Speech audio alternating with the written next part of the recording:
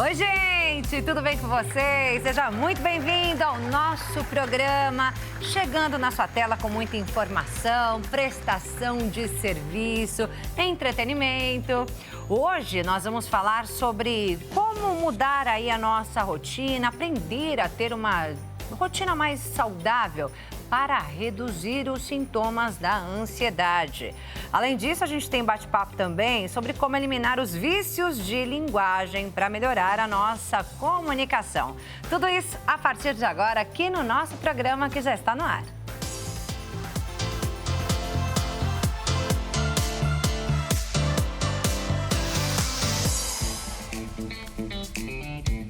Ótima tarde a você que nos acompanha. Muito obrigada pela sua companhia. A gente começa aqui o nosso programa já lembrando que você também pode acompanhar toda a nossa programação pelo site hittv.com.br. Siga a gente nas redes sociais, a Hit, o nosso programa, e também a mim, Maria Clara Leite TV, lá no Instagram.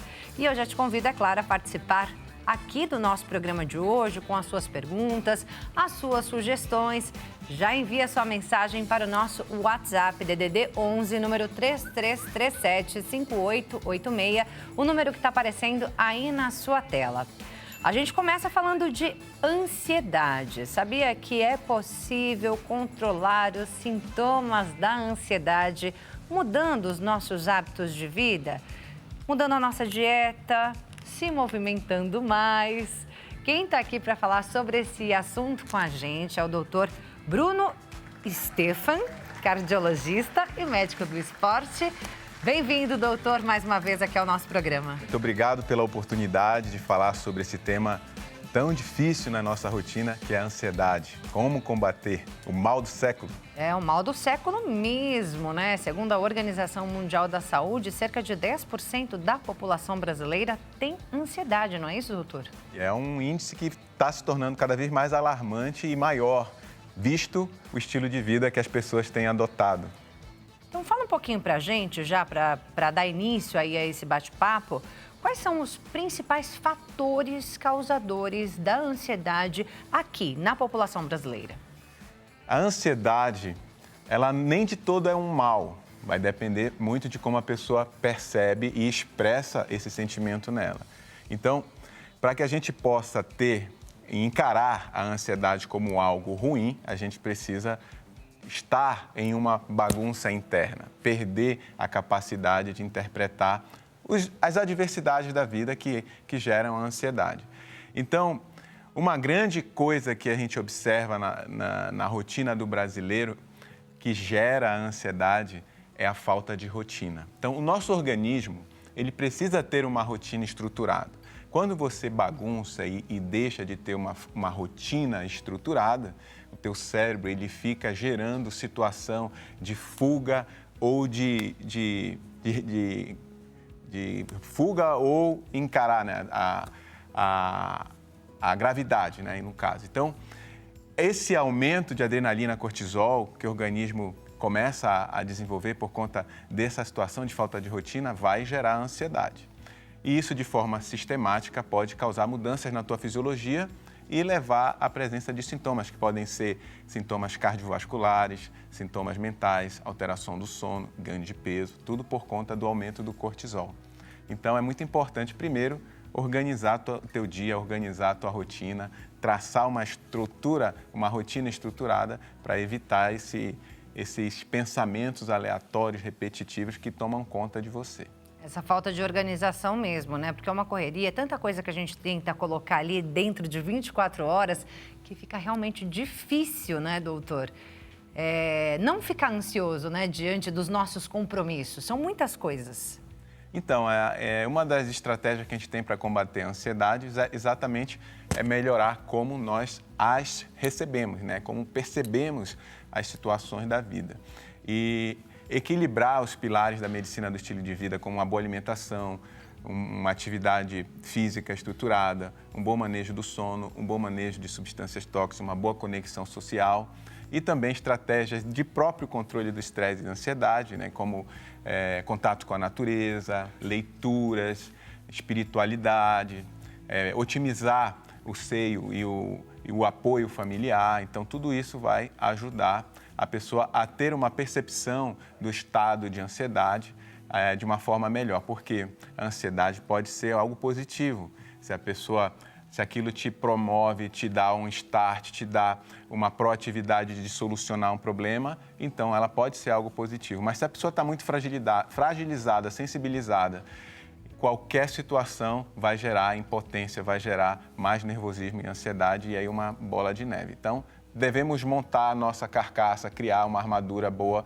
para encarar as rotinas e a ansiedade e o estresse. Vamos falar um pouquinho dessa mudança de estilo de vida. Em cada um desses tópicos que você, doutor, trouxe para a gente hoje, nós temos uma tela que eu vou pedir para o nosso diretor, por favor, colocar no ar, que é a tela Alimentação Saudável. Vamos começar, então, falando da alimentação.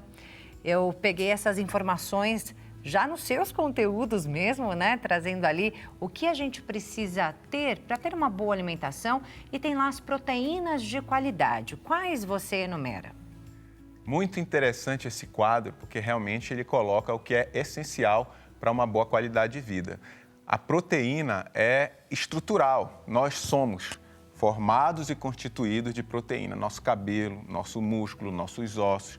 E não tem como formar proteína se não ingerirmos aminoácido. Então, nosso organismo ele precisa ingerir aminoácido para poder formar a proteína. E precisa ter uma fonte boa, essencial, de aminoácido. Então, a gente cita aqui proteína como as carnes magras, frango, peixe, né, a proteína dos derivados do leite, proteínas vegetais também, né, como brócolis, as ervilhas, as proteínas do ovo, que também são ricos em gordura boa.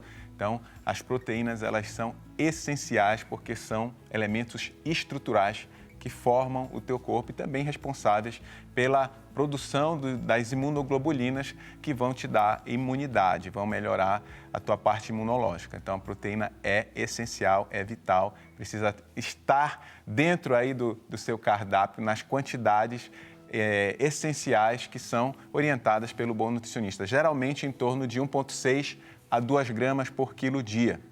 Então, quer dizer, é importante tentar incluir a proteína em todas as refeições? Todas as refeições precisam ter o equilíbrio entre os macronutrientes, proteínas, gorduras boas e carboidratos complexos. Então, a composição desses macronutrientes precisa estar em todos os alimentos. E a proporção entre eles também precisa ser respeitada e individualizada a depender da performance que a pessoa apresenta. Se ela é uma atleta, se ela é uma atleta de alta performance, se ela é um idoso, se é uma criança, se é gestante. Então, a depender da situação que a pessoa esteja e da performance que ela precise, essas proporções elas são adaptadas. E o nutricionista vai ajudar a compor da melhor forma, da forma saudável, da forma natural a tua alimentação. Lembrar que hoje a gente tem os alimentos industrializados, processados, ultraprocessados, que são grandes vilões e causam grandes danos ao nosso metabolismo e responsáveis pelo bom pandemia da obesidade no mundo. Assim, ativa aí o sistema nervoso de uma forma negativa? Ele acelera esse surgimento da ansiedade, esses alimentos? Sem dúvida, são vários os gatilhos que eles agem de forma a aumentar a ansiedade.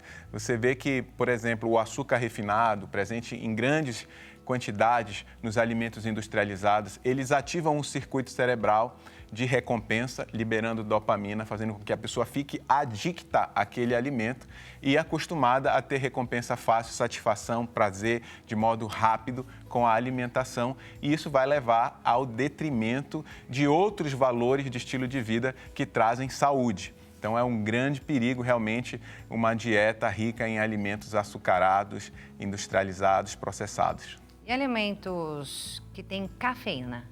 Cafeína, tudo em excesso faz mal. A cafeína, ela tem uma parte importante no organismo por ativar o sistema nervoso central, aumentar o teu estado de alerta, o que é bom num cenário do dia a dia, porém, quando em excesso, isso também é individualizado, em excesso, às vezes a pessoa ela apresenta uma maior sensibilidade à cafeína, tem mais receptores do que a outra e tem maior sensibilidade. Então, cada pessoa tem uma dose individualizada a depender dos próprios fatores de risco. Se ela tem hipertensão, se ela tem predisposição a fazer arritmia, ela tem que ajustar a dose. Mas a cafeína ela pode ser positiva, mas pode trazer efeitos colaterais, como palpitação, aumento de pressão arterial, alteração do sono. Então, tudo depende de como ela vai ser consumida. Depende, então, do horário que você consome a cafeína, né, e da dose diária também. Se a pessoa deixar para consumir cafeína muito tarde da noite, ela vai afetar o sono e vai ferir um pilar importante que é o sono. Então, para quem quer ter um sono tranquilo, um sono restaurador, evite tomar café pelo menos até 6 horas antes do momento que a pessoa pretende dormir. Vamos olhar então o próximo item da tela de alimentação saudável que nós temos aí, que são as gorduras boas. Quais são elas, doutor? As nossas gorduras boas que vão compor os nossos hormônios que são muito importantes para o desenvolvimento, né, para a produção do nosso metabolismo, organizar nossas glândulas, tudo isso é com base na nossa dieta rica em gorduras boas. Então, a gente pode destacar aqui a gordura das frutas, como o abacate, a gordura do ovo, que também é muito boa, a gordura animal, das carnes magras, como a proteína do frango, a gordura do leite, que também ela é importante. Então, sem gordura, a gente não tem produção hormonal e sem hormônio, a gente fica exposto a um envelhecimento acelerado. Então, você que pretende ter uma longevidade com qualidade e evitar esse processo do envelhecimento acelerado, busque se alimentar de frutas que contenham gorduras boas e fontes também animais de gordura boa para poder equilibrar essa parte hormonal toda que ela é totalmente influenciada pela dieta rica em gorduras boas.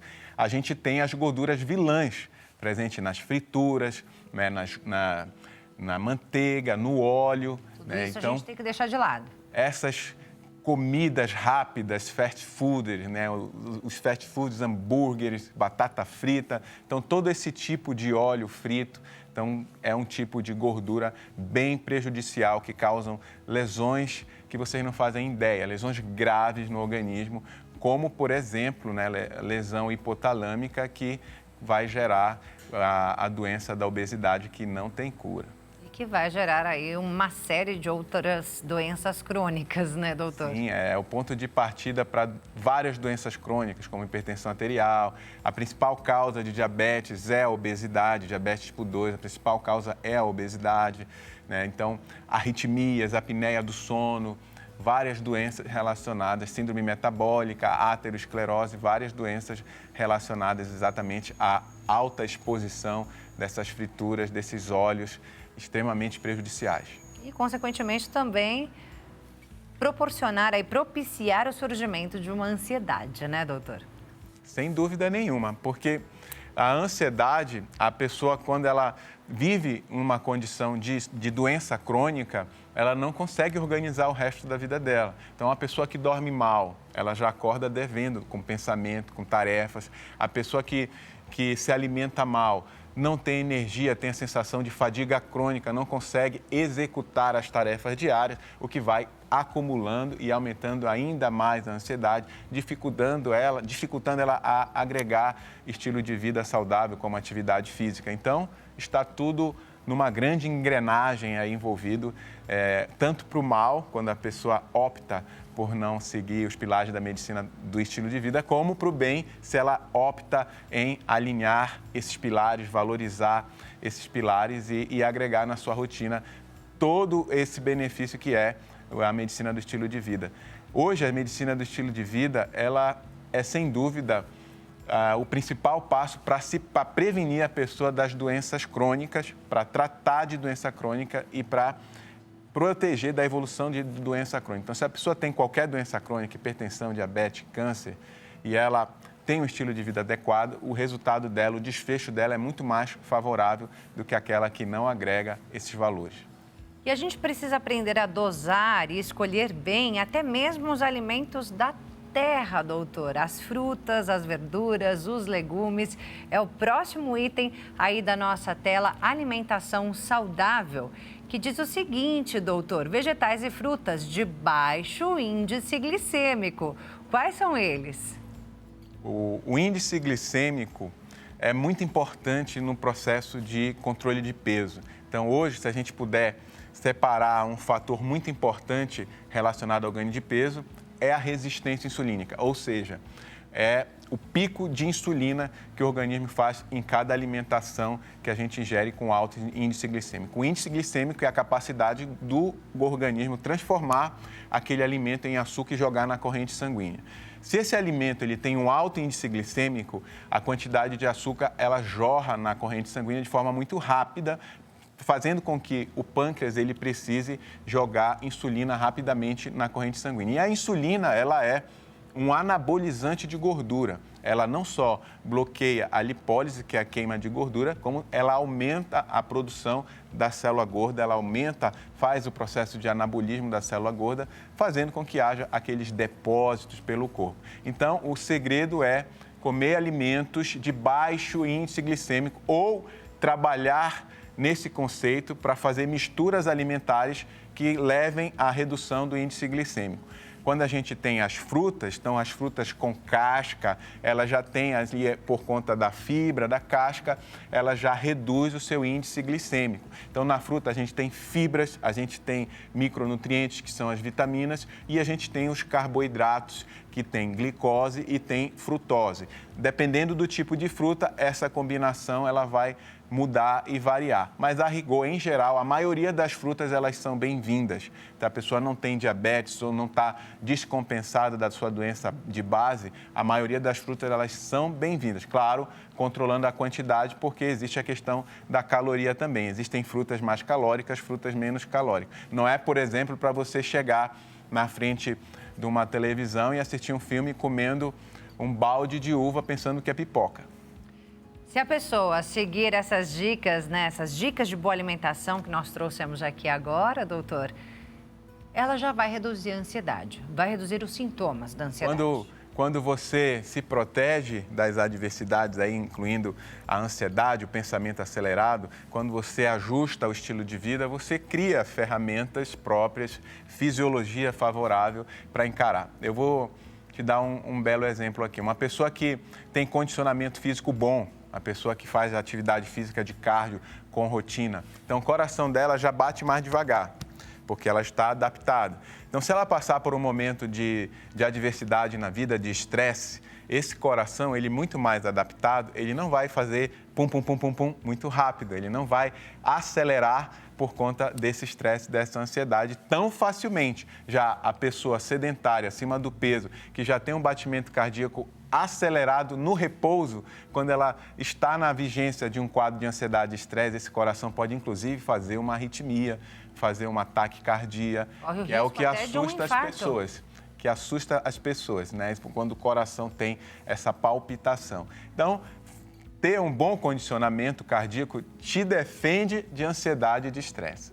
Tem uma última dica na nossa tela, a alimentação saudável, doutor, que você traz para a gente, que é o adapte sua alimentação conforme a sua necessidade energética e metabólica. O que isso significa? Isso significa que cada organismo é individual, então a prescrição alimentar precisa ser individualizada. Se você tem, por exemplo, um atleta de alta performance, ele vai precisar de uma quantidade de carboidratos combinados de alto índice glicêmico, moderado e baixo, de liberação lenta, rápida. Então, toda essa composição, ela é individualizada. Se você tem, por exemplo, um idoso que tem uma atividade um pouco menor, assim, a atividade física dele não é de tanta intensidade, a prescrição dele também vai ser diferente. Então, precisa individualizar, não dá para pegar uma receita de bolo e entregar para todo mundo. Cada pessoa tem que ter a sua prescrição, por isso a importância de fazer um acompanhamento com um nutricionista esportivo, com um médico do esporte, um cardiologista se você já tem mais de 40 anos. E aí a gente vai mudar o estilo de vida com a alimentação, tendo boas noites de sono e, claro, priorizando a atividade física, né? E o doutor atende muitos atletas de alto rendimento hoje, né, doutor? Mas muitos deles que começaram a praticar algum tipo de atividade já numa idade avançada, 40 a mais, 50 a mais, até 60 a mais, né, doutor? E a gente tem aqui alguns depoimentos desses seus pacientes e eu vou pedir para a gente colocar na tela o vídeo depoimentos para a gente acompanhar aí o que aconteceu com eles, qual foi a transformação a partir do momento em que eles mudaram o estilo de vida. Eu tenho 47 anos, emagreci 45 quilos em um ano sem cirurgia. Era ansiedade, compulsão, e o que salvou foi a musculação e mudar os meus hábitos. Sou Jorge Shimabukuro, conhecido como Guerreiro Samurai. Tenho 70 anos e era muito depressivo. Através da musculação e crossfit, hoje consegui vencer tudo isso. Estou bem melhor de vida, com qualidade de vida e longevidade. Sou a Silvia Matsumoto, tenho 80 anos e o medo de me tornar uma senhora frágil me levou à musculação. E hoje sou uma mulher muito forte em todos os sentidos. Para todos nós, né, doutor? Você viu aí, né? Ansiedade, depressão, tudo isso curado com mudança de estilo de vida. É a carcaça forte, a armadura que a gente constrói através de um bom estilo de vida. Vence as doenças, enfrenta o envelhecimento com qualidade. Então, é o grande segredo aí do envelhecimento, da longevidade com autonomia, é através do estilo de vida saudável. É isso, e ter contato com as pessoas, né? Uma vida social e até isso uma academia proporciona, não é? As pessoas, muitas vezes pessoas que ficam em casa, que não tem família perto, aí chega na academia, faz aquele monte de amigo, né, doutor? Academia é uma forma de conexão social junto com pessoas que estão no mesmo propósito, né? Então, quando você convive, você permite a convivência com pessoas que têm a mesma ideia, estão na mesma corrente, têm o mesmo estilo de vida, você fortalece esse caminho, faz com que você agregue ainda mais nessa corrente. Ao mesmo tempo, quando a pessoa ela faz também uma conexão negativa, ela vive num ambiente onde as pessoas estão comendo mal, estão fumando, não gostam de treinar, vai ser muito mais difícil ela sair dessa atmosfera ruim. E mais um item que eu encontrei num vídeo que você postou na sua rede social e que, com certeza, liberta a gente da ansiedade, é a alegria. Esse vídeo que você postou, doutor, é o vídeo que tem lá do ator Henry Winkler, ao completar 79 anos de idade. E é muito contagiante mesmo a alegria dele. Vamos rodar. What a day, we couldn't wait. Jay Hunt and her crew. Henry Winkler's at the happy place. Henry Winkler's at the happy place. Henry Winkler's at the happy place. Henry Winkler's at the happy place. É isso, para se livrar da ansiedade, seja feliz. Exato, acho que um aprendizado importante que a gente tem que ter, que a gente pode educar o nosso estado interior. Educar através de como a gente se expõe no nosso meio. Então, viva, receba informações positivas, busque sentimentos positivos e treine e eduque o seu interior em cima disso. Então, sorria, abrace, pule, ouça música, dance, porque tudo isso o teu cérebro vai viciar nesse circuito de endorfina, de coisas boas e vai acabar perpetuando isso, uma vez que ele se convence que você é uma pessoa feliz. Tudo isso é mudança de estilo de vida para aliviar os sintomas da ansiedade. Doutor, tivemos algumas perguntas que chegaram no nosso WhatsApp. Vou pedir para colocar uma perguntinha na tela, por favor. Olha lá, a Laucineia.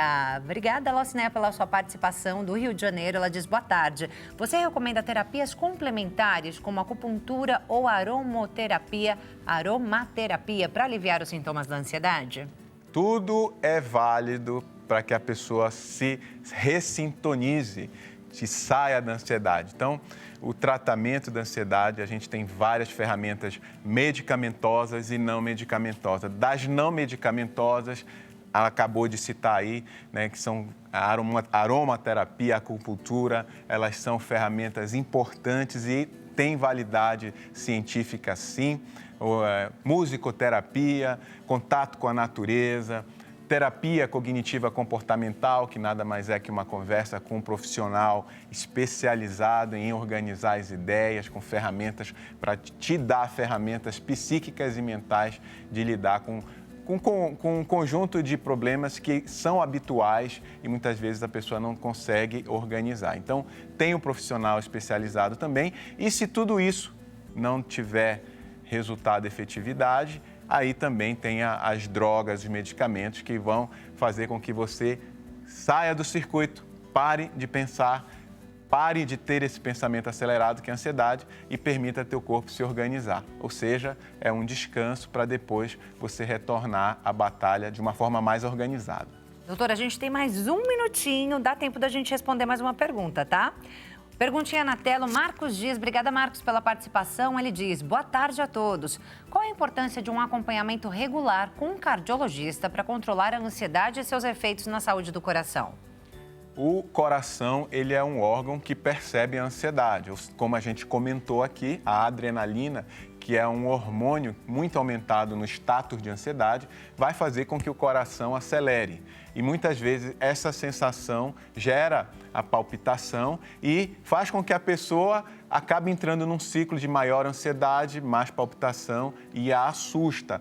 A maior status de ansiedade, aumentando muitas vezes a pressão arterial. Então, o cardiologista entra no acompanhamento do status de ansiedade para controlar o estilo de vida e, eventualmente, também medicamentos para controlar a aceleração do coração, os batimentos cardíacos. Fora que muitos dos remédios que se fazem para o controle do tratamento da ansiedade, da depressão, podem também cursar com alguns efeitos cardíacos e o cardiologista vai estar lá para controlar. Então, é válido, sim, o cardiologista também estar no manejo dessa condição que, na verdade, é multidisciplinar. É isso aí, tratamento com vários especialistas ao mesmo tempo, né? Gente, doutor Bruno Stefan, cardiologista e médico do esporte, tem muito conteúdo lá na rede social dele. Vou deixar a rede social aí na sua tela para você acompanhar, o Instagram, @dr de doutor, dr Bruno Stefan. Dr. Bruno Stefan, como está aparecendo aí na sua tela. Doutor, muito obrigada pela sua participação mais uma vez aqui no nosso programa, foi muito esclarecedor. Eu que agradeço a oportunidade de conversar sobre esse tema, de colocar aqui os valores da medicina do estilo de vida e levar para as pessoas de casa o quanto que isso é importante para ter qualidade de vida e envelhecimento saudável. Eu vou lhe dar um recadinho, mas eu vou deixar mais um espaço para você dar o seu último recado para o nosso público, pode ser? Claro.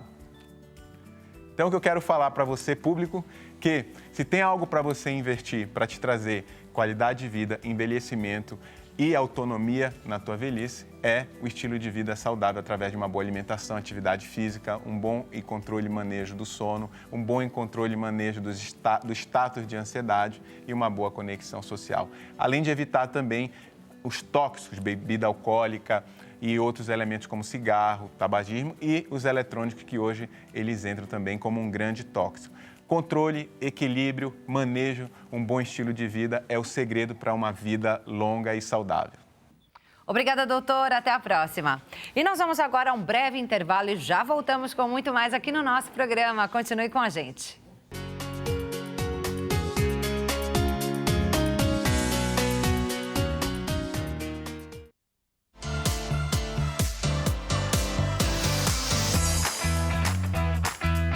Já estamos de volta com o nosso programa. Mais uma vez, seja muito bem-vindo. Uma ótima tarde a você que nos acompanha. Muito obrigada pela sua companhia.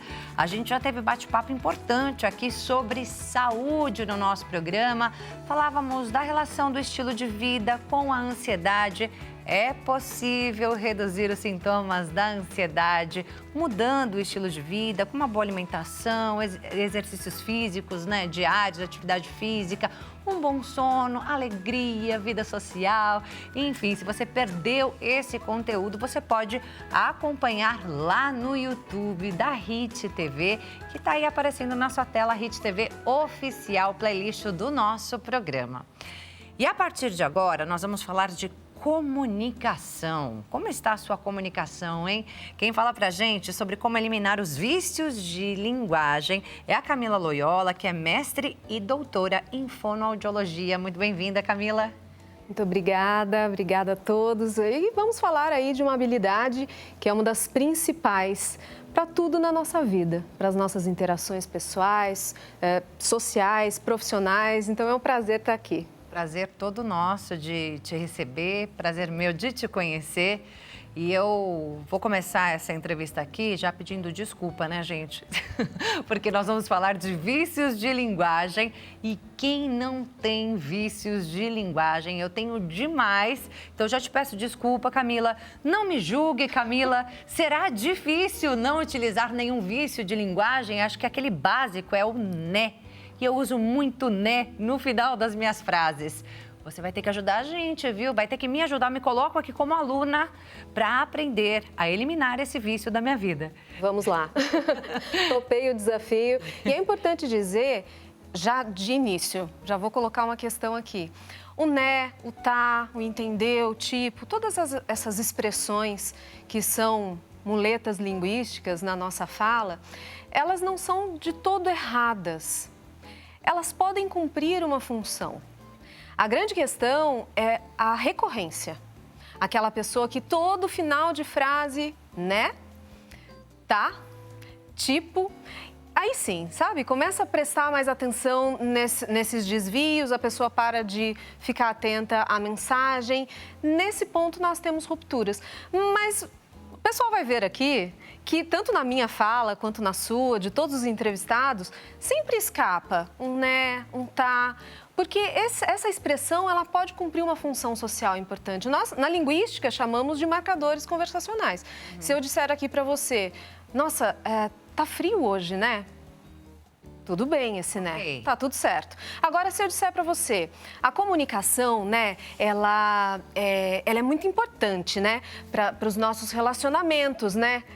Aí sim nós temos algo que chama a atenção, que gera um ruído, que desvia a atenção do ouvinte. É nesse ponto que nós precisamos trabalhar. Então, olha, já está desculpada. O né que você trouxe aqui, ele é inofensivo. Só porque eu preciso controlar o né, eu tenho certeza que até o final do programa eu vou usar demais esse né. Eu vou aqui tentar me policiar, tá? Vou tentar me policiar. Não sei se eu vou conseguir, mas eu vou tentar me policiar. Combinado. A gente tem os vícios de linguagem e a gente tem as figuras de linguagem. Uma coisa, outra coisa é outra coisa, né? Isso, exatamente. Vamos falar um pouquinho dessa diferença? Ok. As figuras de linguagem são ferramentas que nós utilizamos para dar algum destaque, algum embelezamento na nossa fala. Quando nós partimos para os vícios de linguagem, nós temos um uso inadequado por questões estilísticas, por questões até de desconhecimento das regras gramaticais. Então, vou dar um exemplo já de uma questão que pode ser tanto um vício de linguagem quanto uma figura de linguagem. Nós temos o pleonasmo. O que é o pleonasmo? É quando eu repito alguma informação ali na minha fala, repito uma palavra. Por exemplo, se nós dissermos viver a vida. A gente sabe que a vida se vive, é uma repetição. Mas dizendo assim, fica mais poético. Sim. Você precisa encarar esse problema de frente. Encarar de frente é um pleonasmo, porque eu estou reforçando o encarar de frente. Agora, existe o pleonasmo vicioso ou a redundância. Aí sim é um vício de linguagem. O famoso subir para cima, descer para baixo, Entrar para dentro. sair para fora. Então, nesse caso, nós temos um vício de linguagem, que é uma repetição daquela informação, né? A gente só sobe para cima mesmo. Agora, por exemplo, se eu quiser enfatizar, nossa, eu subi lá em cima, poderia passar. Por isso que eu digo que essa questão dos vícios de linguagem depende do contexto, depende da situação de comunicação, depende da formalidade da situação de comunicação. Tudo que nós pudermos fazer para deixar a nossa comunicação mais fluida, mais clara, mais interessante, melhor. Então, o que eu vejo, Maria Clara, sobre a questão dos vícios de linguagem, nós temos, sim, vários vícios, como esse que eu trouxe, do pleonasmo. Nós temos o arcaísmo, ou seja, o uso de palavras muito antigas, palavras arcaicas, que não são tão utilizadas mais hoje em dia. Eu Perceba. vi, por exemplo, assim, médico antes era chamado físico. Isso, exatamente. E aí ninguém sabe, né? Ninguém Se você falar sabe. físico, você acha que é uma pessoa que estudou física, Exatamente. não médico. Então, nós temos um outro exemplo que é bastante clássico. Por favor, por gentileza, ok. Por obséquio, já é um termo um pouco mais antigo. Tá errado? Não está errado. Fica esquisito. Mas é esquisito, soa meio estranho, vai ter gente que não vai entender. A grande questão da comunicação é isso. Precisamos deixar clara a nossa comunicação, para que possamos gerar essa conexão com o nosso ouvinte. Então, para que eu vou querer falar difícil? Então, olha só, a gente precisa observar quais são os elementos da nossa fala que estão contribuindo para que essa mensagem seja transmitida. Falar simples. Olha, eu vou me controlar. Menina, vai ser difícil pra mim hoje, porque o também é um vício de linguagem. Dependendo do contexto, sim. Nesse caso, você pode até variar. Você fez um depois você pode concordar com a cabeça, fazendo aí também uma questão do não verbal, coloca os dois juntos, tudo está permitido. Sabe, Maria Clara, eu não sou aquela pessoa, agora, não só profissional, mas Camila mesmo, falando aqui, eu não sou aquela pessoa taxativa. Eu entendo a comunicação como uma via de socialização, como uma via de conexão. Por isso é importante a gente entender o contexto. Por exemplo, eu trouxe o agente agora. Na fala mais coloquial, é super aceito. Dependendo do contexto de comunicação, se ele for mais formal, se eu ficar toda hora falando a gente em vez de nós, isso pode chamar a atenção. Mas não é necessariamente errado. Portanto, é importante que a gente possa também ter essa consciência, estar atentos, ter uma comunicação consciente. Porque muitas pessoas, você trouxe a questão do né, mas muitas pessoas nem identificam o vício de linguagem na própria fala.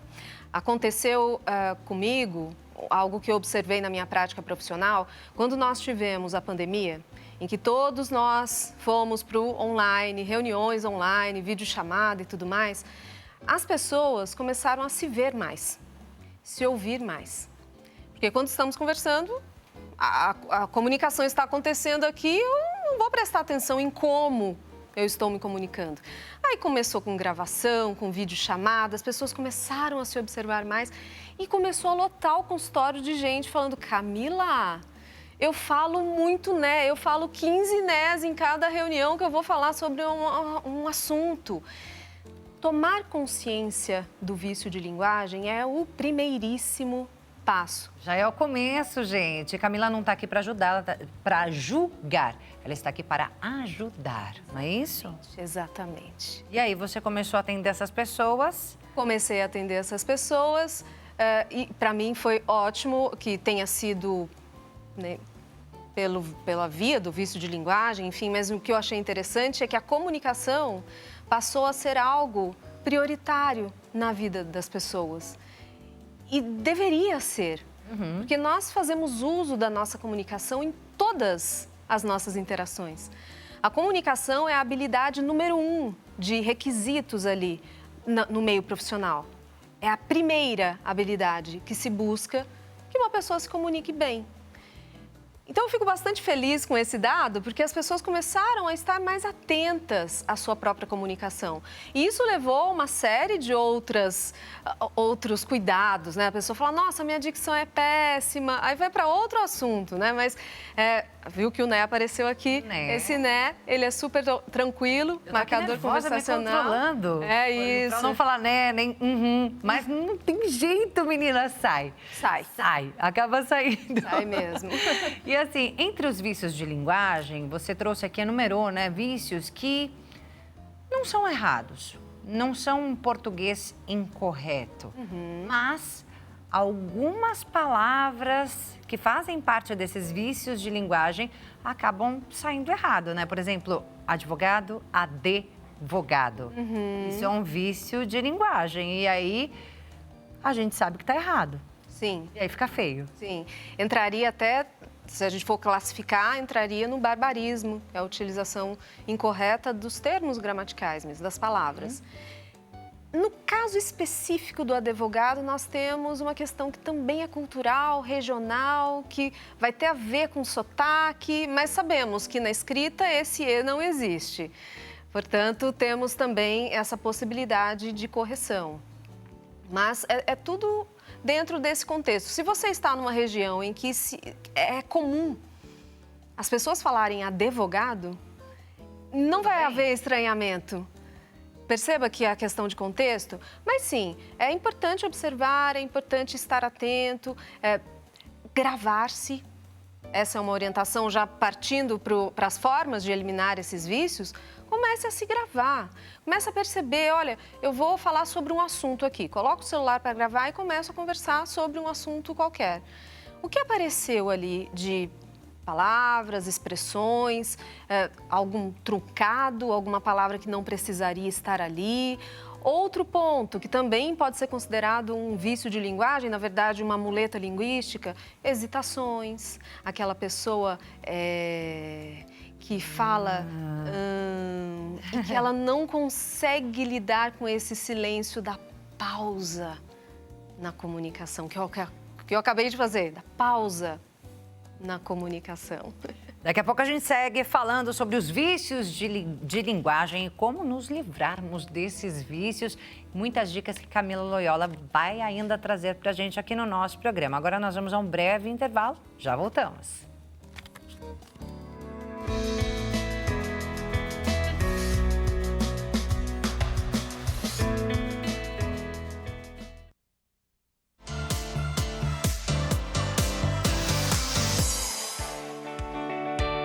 O nosso programa já está de volta. Mais uma vez, seja muito bem-vindo. Uma ótima tarde a você que nos acompanha. Estamos aqui falando sobre vícios de linguagem, uma comunicação aí mais correta. Qual o poder da comunicação? Quem está aqui conversando com a gente sobre esse assunto é a Camila Loyola, que é mestre e doutora em fonoaudiologia. Mais uma vez, bem-vinda, Camila. Muito obrigada. E vamos trabalhar a comunicação. É isso, porque a comunicação tem muito poder. A gente falava sobre os vícios de linguagem, que muitas vezes acabam sendo imperceptíveis, né? Que é esse né. O aham, né? O tempo todo, né? Sabe, Entendeu? Tipo. Temos vícios de início também. Aqui nós estamos falando de vícios de final de frase, mas temos vícios de início. Então, bom, nossa. Então, eu também uso muito então. E aí eu já comecei essa entrevista falando, desculpa, Camila, com certeza eu terei muitos vícios de linguagem expostos aqui no nosso programa. Não me julgue, me ajude. E aí é muita coisa, né?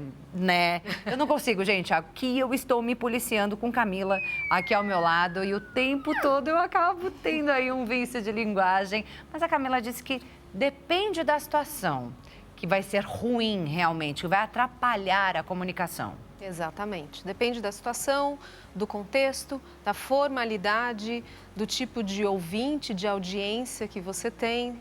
E esse ponto que você trouxe, que você já está percebendo, fala o né e corrige, fala o né e corrige, você já está mais um degrau no aprendizado para se livrar dos vícios de linguagem, dessas muletas. Viu? Uhul, ponto para mim. Exatamente. Você saiu da não consciência da presença do né, você já está consciente, ainda faz algumas vezes, escapa, sim, mas já percebe quando faz. Tem gente que nem percebe quando faz. O próximo passo é conseguir essa vigilância mesmo, o policiamento que você disse, para evitar fazer. O último passo, você automatiza. Passa a utilizar bem menos esses vícios e a comunicação fica mais fluida. É isso, gente. E, pessoal, aqui na hora do intervalo, né, tava falando das minhas frases, que tem algumas frases que eu uso, né, de forma mais corriqueira. E uma delas, talvez a mais, é deixa quieto isso daí. Eu sempre uso essa frase, deixa quieto isso daí, gente, deixa quieto isso daí. Por exemplo, o doutor Bruno estava aqui no primeiro bloco e estávamos falando sobre emagrecimento saudável, né, enquanto o programa não começava. E aí ele virou para mim e falou assim, quanto você está pesando? Ah, doutor, deixa quieto isso daí, né? Não precisamos falar sobre isso agora, né? Então, é uma frase que eu uso demais. E aí eu falei para Camila, isso já não seria um vício de linguagem, seria mais um jargão que eu criei, é isso? Um jargão, uma gíria, algo que identifica o seu estilo de comunicação, especialmente você sendo uma comunicadora. É só observar os apresentadores. Então, todos têm algum jargão que os identifica. Fala o jargão, a gente já identifica quem é o apresentador, quem é o profissional. Então, a gente pode entender como sendo um jargão, algo que aproxima, que dá leveza à fala, à situação de comunicação. E que não é ruim, não atrapalha a comunicação. Não, não atrapalha. Deixa isso daí. Deixa quieto isso daí. Deixa quieto isso daí. Deixa quieto isso daí, não atrapalha não, pode falar. Não tem problema, contanto que não seja também um uso abusivo. Exatamente. Né? Eu não Né? consigo tirar o né da minha boca, socorro. Até o final do programa a gente tira. A Camila vai ensinar pra gente algumas técnicas, inclusive, justamente pra gente conseguir eliminar alguns vícios de linguagem que possam estar atrapalhando a nossa comunicação.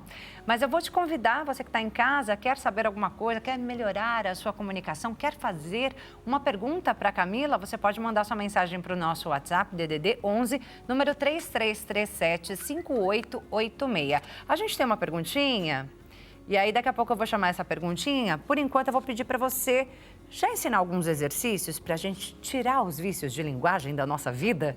Muito bem. Pelo amor de Deus. Vamos. Muito bem.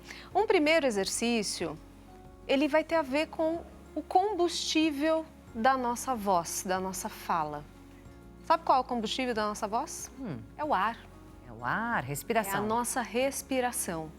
No lugar dessas palavras, né, tá, entendeu, tipo, nós colocamos Nas pausas. pausa. Geralmente, essas palavras aparecem onde poderiam ter pausas na comunicação.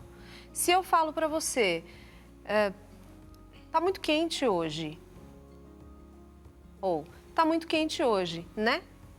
Fez diferença esse, né, estar ou não aqui? Na verdade, era para ser um ponto, uma vírgula, um ponto de Exatamente. interrogação, ponto final. Exatamente. E a gente coloca ali A palavrinha. caco.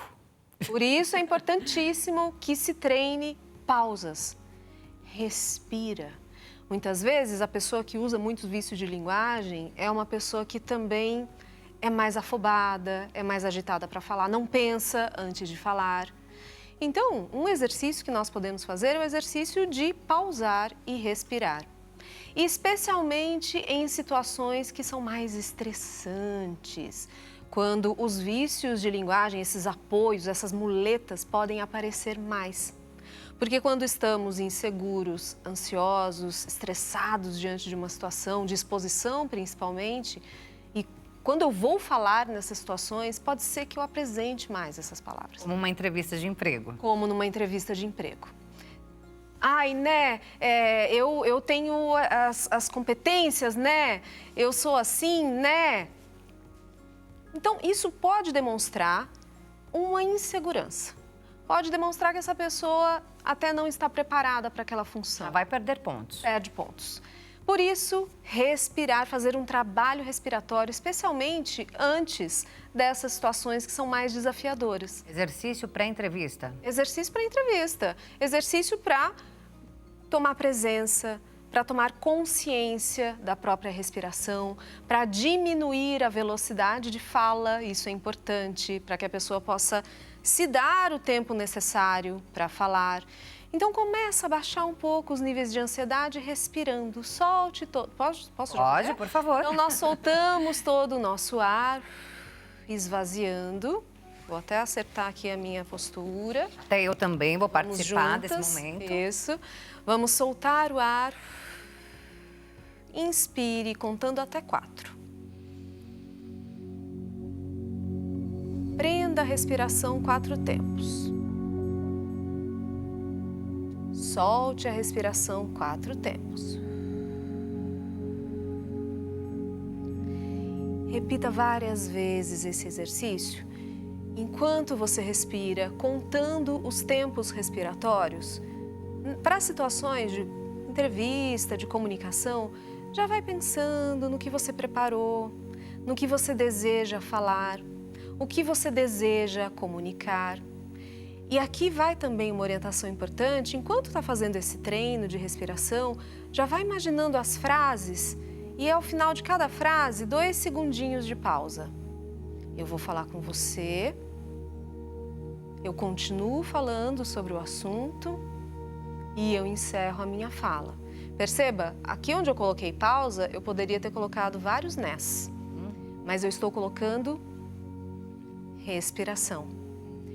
Pode parecer bem difícil, bem desafiador, porque no momento em que a comunicação está acontecendo, é tudo junto, eu preciso estar atenta ao que eu estou dizendo, não somente a como, mas isso é treinável. E também a gente precisa treinar não somente naquele momento em que vai ocorrer a situação de estresse, por exemplo, a entrevista de emprego, mas no dia a dia. O preparo também gera confiança, né? Se a pessoa se preparar em casa.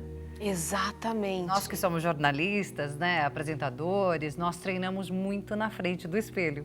Pronto. E essa é uma grande dica, né? Sim. Eu sempre gostei muito de treinar na frente do espelho, porque aí a gente já se vê, já entende o que está acontecendo e você fala sobre também se gravar hoje em dia, né? Se gravar, falar em frente ao espelho, são todas técnicas que ajudam nessa nossa percepção de nós mesmos.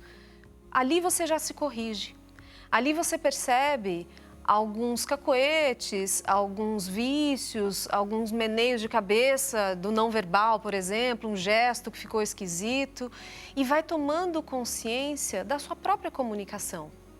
A comunicação é algo natural do ser humano, como aprender a andar, fazer as nossas necessidades, também falamos. Isso é algo muito automático. E justamente porque é automático, as pessoas não prestam muita atenção em como se comunicam. Então é importante dar esse passo atrás, começar a observar a própria fala, prestar atenção. Veja, eu estou até exagerando aqui na articulação das palavras. Sim. Prestar atenção em cada palavra pronunciada. Colocar os tempos necessários para pronunciar cada palavra. Não falar... Isso atrapalha, atropela. Cuidar da articulação dos sons, da dicção, tudo isso Falar ajuda. muito rápido é um problema, mas falar muito devagar também, né? Também. Tem que ter ali Essas a pontas. média. O interessante é saber variar. É você saber que se eu estou mais animada, eu vou falar mais rápido, eu vou trazer essa animação na minha fala, mas se eu quero trazer um pouco mais de suspense, dramaticidade para minha fala, criar uma expectativa, eu vou mudar essa velocidade de fala. Então, tanto o mais lento quanto o mais rápido, eles são possíveis e eles são aceitos. É um recurso de comunicação. Basta saber usar. Camila, vou pedir para você ensinar para a gente também algum exercício de dicção, né? Justamente para que a gente possa melhorar a fluidez das nossas palavras. Mas antes, temos uma perguntinha que chegou no nosso WhatsApp. Vou pedir para colocar na tela, por favor, diretor Luiz Felipe, aqui de São Paulo. Obrigada, Luiz, pela sua participação. Ele diz, boa tarde. Se comunicar bem é uma habilidade que pode ser desenvolvida ou é só um dom? Obrigada, Luiz. Essa pergunta é ótima, porque é um mito que eu vivo desfazendo por aí.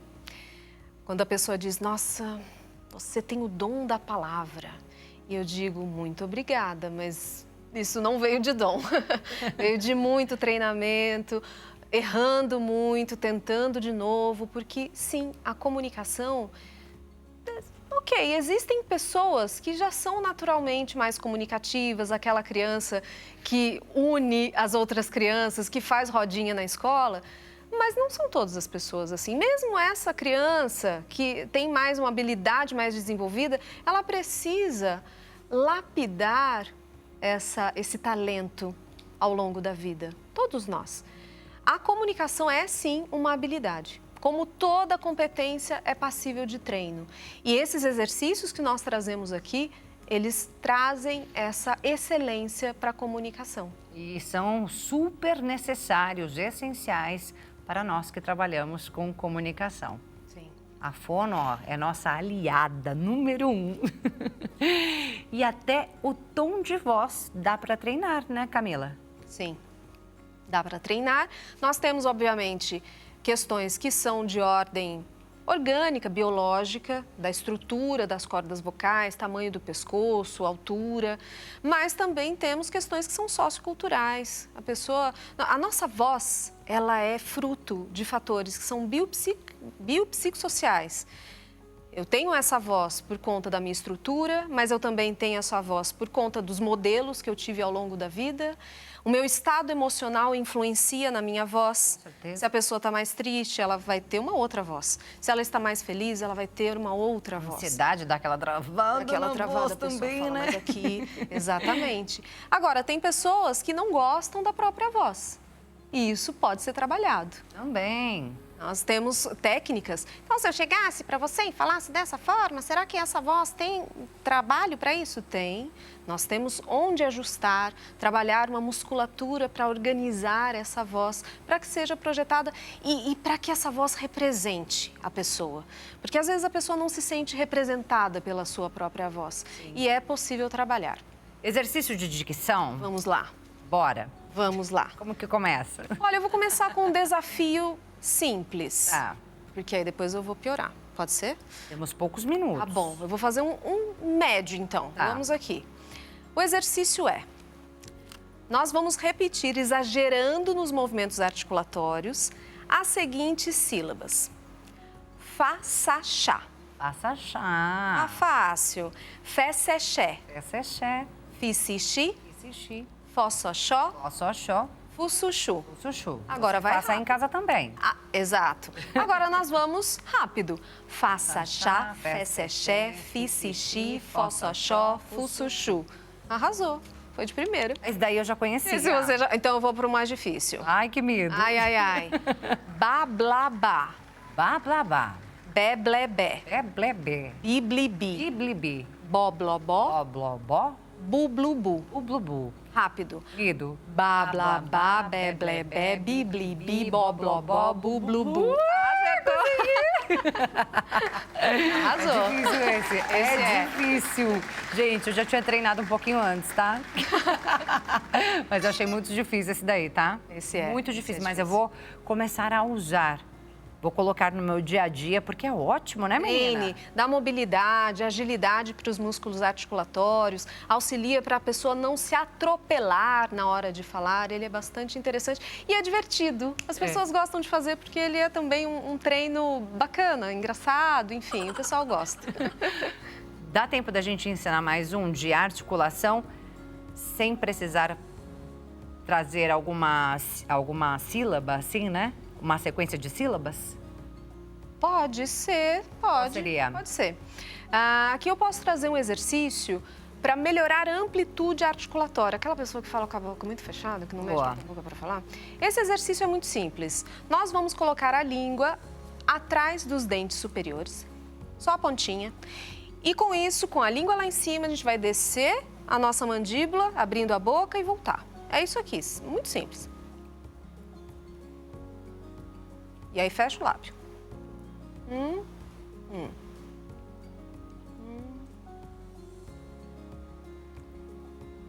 Eu tenho certeza que você está respirando pela boca, então respire pelo nariz, enquanto faz o exercício. Esse exercício ajuda a alongar os músculos da face, traz alívio, principalmente para aquelas pessoas que sentem a articulação mais travada. Ele é bem interessante. A mudança da nossa comunicação muda, inclusive, a maneira que a gente fala com as pessoas, a autoridade que a gente tem, com as pessoas da nossa família mesmo. Sim. Por exemplo, uma mãe com um filho, Sim. Muda a autoridade que ela tem com essa criança. Sim. Por isso que é tão importante a gente treinar a nossa comunicação. Fundamental. Para tudo, né? No trabalho, vida pessoal, vida profissional, nas apresentações. E cada situação de comunicação pede recursos diferentes. Eu gosto de trazer a metáfora da comunicação como se fosse um guarda-roupa. Dependendo da situação, eu posso escolher o que eu quero utilizar para me comunicar. Gente, quero saber mais? Camila Loyola tem muitas e muitas dicas nas suas redes sociais. Vou colocar aqui na tela. Camila Loyola, mestre e doutora em fonoaudiologia, Instagram, @Camidice, como você está vendo aí. Camidice também lá no YouTube. E tem o site camilaloyola.com.br. Siga, acompanhe todos os conteúdos dela, que são muito bacanas. Obrigada, viu, Camila, pela sua participação. Enriqueceu demais o nosso dia. Eu que agradeço, obrigada. Até uma próxima oportunidade. A você que ficou com a gente, muito obrigada pela sua companhia. Beijo grande, ótima tarde para você e até mais. Tchau, tchau.